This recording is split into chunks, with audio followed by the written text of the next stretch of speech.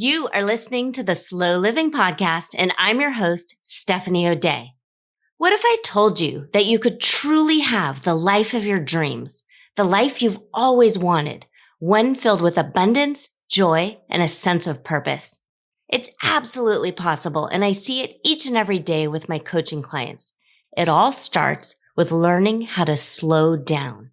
You deserve to live the life you've always dreamt about. Let's get started.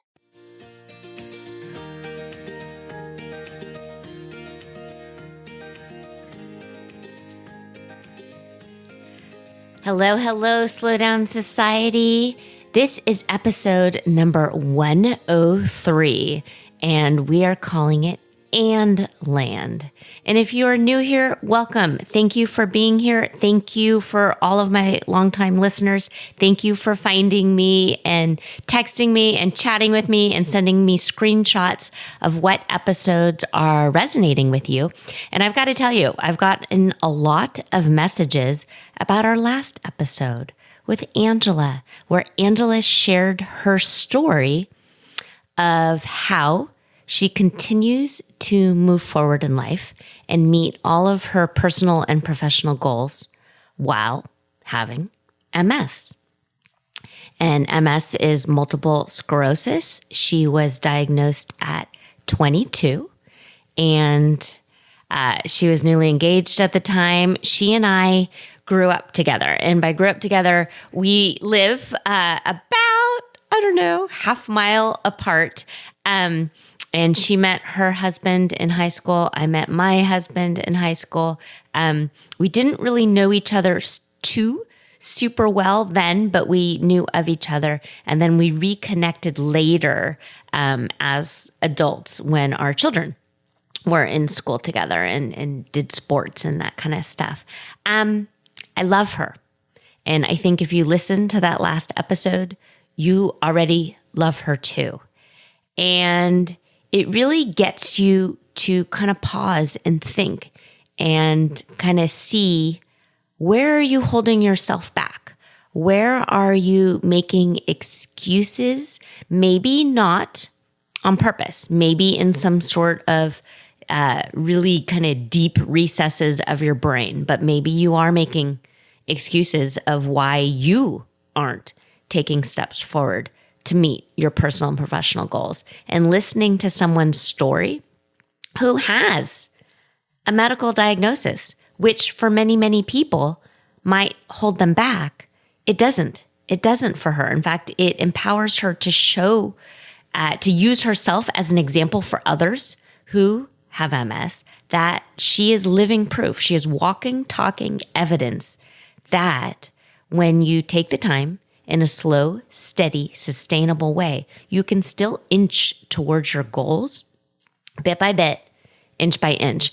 And I started thinking about some writing that I did a few years ago. That's on the stephanieoday.com website, and it's called How to Live in the Land of And Land. If you're on my email list, maybe this will sound familiar to you because I'm going to read it out loud. I'll also link to this article in the show notes. And if you're looking for show notes, they're all online. So they're not in your podcast app, but they're all online. It's stephanieoday.com / all one word, podcast notes, but they're all there listed. We're on 103 episodes. You can click on any of the numbers. It'll go directly to the show notes. If you have questions about any of it, there's a comment section. You can leave a comment right then and there, and I'll get back to you. Or email me, steph@stephanieoday.com. I'm a real person. I answer my email. I will absolutely get back to you. Okay, I'm going to read something that I wrote a few years ago, and it was my youngest at the time was in 5th grade. She's now in 8th grade. So doing the math, this was 3 years ago. So I'm just going to read what I wrote, and then we'll talk about it. I was helping my 5th grader the other day with a writing assignment where she needed to use all of the basic joining words, conjunctions, or the newer, hipper word, conjoining. There was an acronym to help the kids remember the basic list, which is rather sexist, but whatever. I don't write elementary school textbooks. I write books for normal people and for the internet. Anyway, the acronym was FANBOYS. For, and, nor, but, or, yet, and so. I helped her with her assignment. And that kid is a pretty good creative writer, but she really needs to work on her handwriting skills. But I'm going to let that go for now. Okay, back to why I'm writing this out for you today. I'm prone to do this. I started thinking of ways to metaphorically tie this lesson of conjoining back to life, the universe, and everything, and see if it would be helpful for those I work with through my coaching. And I came up with the idea of you need to live in the land of and, not the land of either or. Because otherwise, you are cutting yourself off from what could be a huge breakthrough in your life trajectory and self-growth, and you're allowing yourself to play small. And we don't want that. So let's think about it. How many times have you said to yourself, I can be a fun mom, or I could have a clean kitchen. I can get up early to work out, or I could get a good night's sleep. I can eat salad, or I could eat a donut. I can make money, or I can help others. I can pay off my car loan, or I could save for college. I can lose weight, or I can eat out at a restaurant with my friends. So either or land is not a fun place to be, and it's exhausting because you're having little tiny baby battles in your brain all day long. So I think we need to change it. I want you to move to and land and start saying these things to yourself. I can be a fun mom and have a clutter-free home. I can have fibromyalgia and walk every day. I can be a good Christian and make money. I can be in the throes of perimenopause and continue to lose weight. I can get up early to journal and meditate and feel well rested. I can go out with my friends and stick to my eating plan. You can do all of these things. I know you can, and I am here to support you. I think you're amazing and wonderful, and I am so happy you are here. And then I signed it off. So let's think about that. Let's think about where in your life you might be either-oring instead of anding. And if you need inspiration, absolutely go back and listen to that episode 102 where Angela just lays it all out and shares her story and talks about how coming to terms and dealing with grief and sort of the trauma of being diagnosed with a lifelong autoimmune disease, it's crushing.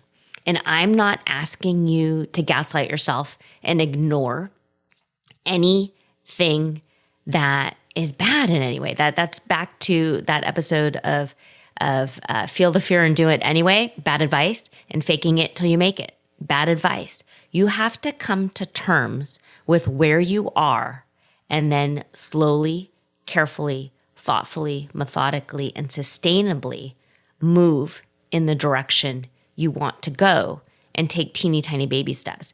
And that's what coaching helps you do. Coaches are absolutely not therapists. Coaches help guide you to where you're going. And if you don't know where you're going, coaches can help you draw out a map. And that is absolutely what I do with my coaching clients. So if you're listening to this live, we're now 3/4 of the way through the year. And if you want help mapping out the rest of this year or mapping out next year, reach out to me because this is absolutely what I do. And I am happy to be the cheerleader in your corner. If you want more information on how the coaching works, it's at stephanioday.com/coaching. If you want to hop on a call to see if we're a good fit, I absolutely recommend doing that. And I love getting on the phone with real people. And you can book yourself on my calendar if you'd like at stephanioday.com/mindset.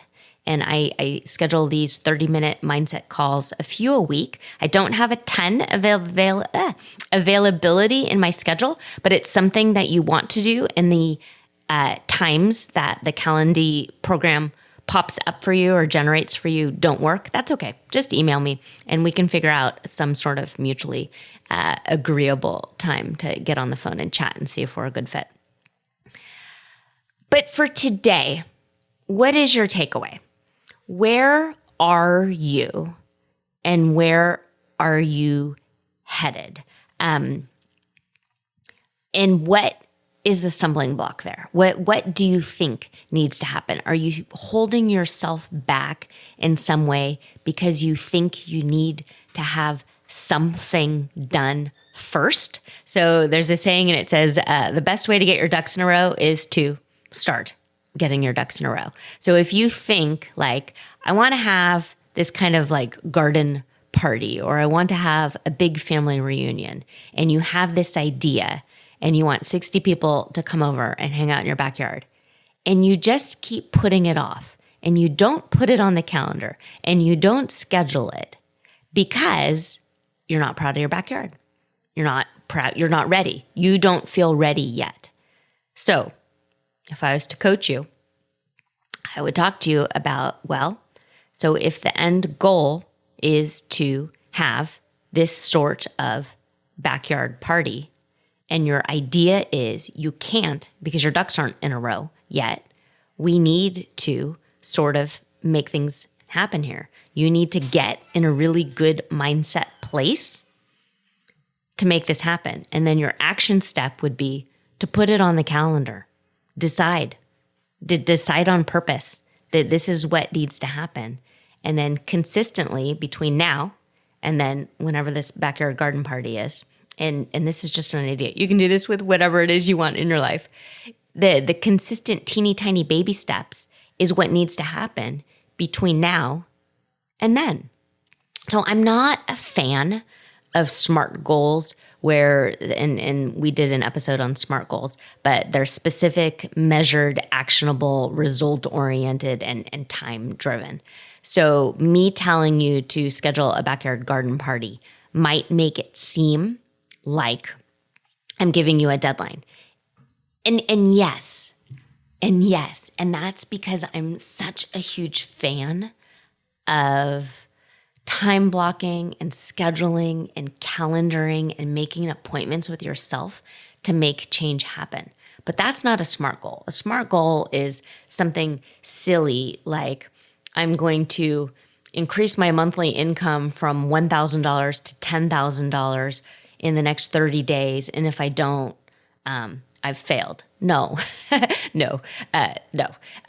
That's just not really realistic. And same with, if it's not a certain money result, maybe you're trying to, fit into skinny jeans in the next 30 days. And if you haven't, you've failed. So no. What I would like you to do is figure out what the action steps are, and then in a very consistent manner, stick with them. And that's where you're getting your gold stars. If your backyard garden party happens and your backyard doesn't look like, a spread that they have at Lowe's, will you have failed? No. But whatever you've done is better than not doing anything at all. So I kind of joke with people that half-assed is better than nothing, and I absolutely agree with that. But if you're constantly going out in these next 30 days, 60 days, 90 days, whenever your party is, going out and pulling some weeds and sweeping and trimming some vines and moving some outdoor furniture off and maybe hosing it and maybe bit by bit every day or every other day doing something, you're ready. It's good enough. It's good enough for government work. Half-assed is better than nothing. And the memories made of just doing the thing is absolutely worth it. And if you've got people coming over to your backyard and you think they're going to judge whether or not it looks like it belongs in a home improvement warehouse store, those are not people that you want to be hanging out with anyway. So anyway, it was a bit of a tangent. But where can you do more anding in your life? Where can you not be so black and white? Where can you use this kind of conjoining word to combine two separate thoughts? And if you need help, if you need inspiration, go back, listen to that episode number 102 with Angela. But move to and land. Move to and land. You can have fun and keep meeting your personal and professional goals. You can goof around with your kids and still be a responsible human. You can go to bed every night at 9 p.m. and honor your body and still have a great relationship with your husband. All of these things are possible. You just need to decide on purpose that it's so, and then start asking how. Okay, this is my decision. This is what I've decided on purpose. So for instance, I'll use me as an example. I had horrible sleep for a very, very long time. I now sleep every single night with a CPAP machine. I love my CPAP machine. Not everyone loves their CPAP machine. I decided on purpose I was going to fall in love with this thing. Deeply, love it. I get excited every night to go to bed that I get to put this thing on my face and it gives me wrinkles and whatever because I am in love with it and it helps me so much wake up every morning and feel better. If I had the mindset of, God, I hate this thing. Oh, this thing is stupid. Oh, it's giving me face wrinkles. I can't even believe it. And we're going to Hawaii. I'm going to have to bring this on the plane. It's going to have to go through security. This is so embarrassing. Everybody's looking at me. Oh, this is the worst thing in the world. Do you think that those thoughts, those feelings are going to conjure up in any way you sleeping really deeply and falling in love with your CPAP machine? Probably not. Probably not. So you get a good night's sleep and you use a CPAP machine. It's all in what you have decided and what will help move you forward to where you want to go so you're not staying stuck. It's not fun to feel like you're living perpetual Groundhog Day. Okay, there are a few other episodes that I'll put in the show notes. And again, that's stephaniodea.com/podcast notes. Number 28, mindset is everything. 39, cultivating discipline. 43, imperfect action. That's where I explain the good enough is good enough. 84, mindset, action, and consistency. That is the formula. You need to get in a good spot with your mindset. Then, when you're in a good spot, you come up with your action plan. And then you need to be consistent with your action plan. And that episode, number 84, walks you through how to do that. And then 94, sustainable consistency. So figure out where you're at, figure out where you want to go, and then throw an and in there. And don't allow yourself to make excuses for not consistently, with thoughtful intention, moving forward bit by bit. If you need help with this, reach out to me. This is what I do, and I absolutely love it. You take care and have a great day.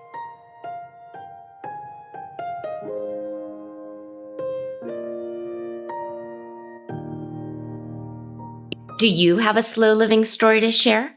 Leave me a voicemail at stephaniodea.com/podcast with any questions, comments, feedback, or testimonials, and I will be sure to include it in an upcoming episode.